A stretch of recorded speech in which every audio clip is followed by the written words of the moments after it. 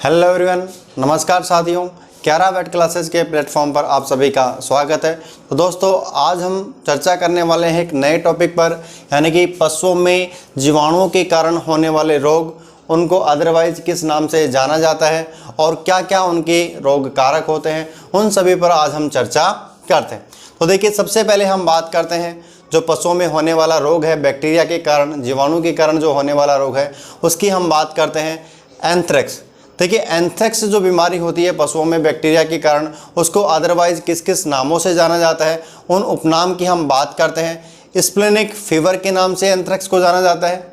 मनुष्य की हम बात करें तो मनुष्य में से वुल सोटर डिजीज के नाम से जाना जाता है, हाइड पोर्टर डिजीज के नाम से जाना जाता है। इसके अलावा एंथ्रेक्स को गिल्टी रोग भी कहा जाता है, या टॉक्सिक फीवर या जहरी बुखार के नाम से भी इसे जाना जाता है। ठीक है दोस्तों, अब बात करते हैं एंथ्रेक्स रोग का रोग कारक क्या होता है, उस रोग कारक की भी हम बात करते हैं। तो एंथ्रेक्स रोग का रोग कारक क्या होता है? Bacillus anthracis. क्या होता है दोस्तों? बैसिलस एंथ्रेसिस उसका रोग कारक होता है, जिसमें एक ग्राम पॉजिटिव बैक्टीरिया जीवाणु होता है, जिसके कारण पशुओं में एंथ्रेक्स बीमारी होती है। ठीक है दोस्तों, अब नेक्स्ट हम बात करते हैं हीमोरेजिक सेप्टिसीमिया। नेक्स्ट जो बैक्टीरियल डिजीज आती है उस पर हम चर्चा करते हैं। नेक्स्ट बैक्टीरियल डिजीज कौन सी रहने वाली है? हीमोरेजिक सेप्टिसीमिया, जिसे शॉर्ट फॉर्म में क्या कहा जाता है? HS भी कहा जाता है। इसके अलावा हम बात करें कि अदरवाइज इसको किन किन नामों से जाना जाता है, उन नाम की हम बात करते हैं। तो इसे गलघोटू भी कहा जाता है।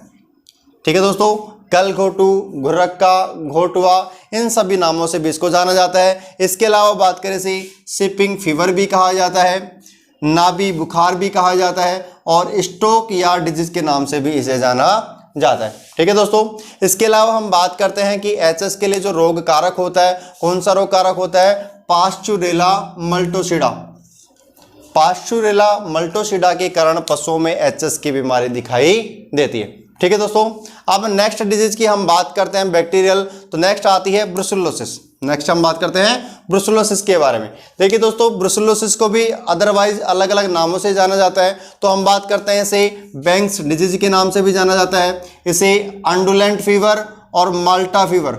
मनुष्यों में इसे अंडुलेंट फीवर और माल्टा फीवर भी कहा जाता है, और इसके अलावा इसे संक्रामक गर्भपात के नाम से भी जाना जाता है। ठीक है दोस्तों, अब बात करते हैं कि ब्रुसेलोसिस का रोग कारक क्या होता है, यानी कि कौन सा इसका बैक्टीरियल कारक होता है, उसकी हम बात करते हैं। तो बैक्टीरियल कारक की जैसे बात आती है तो कौन सा होता है?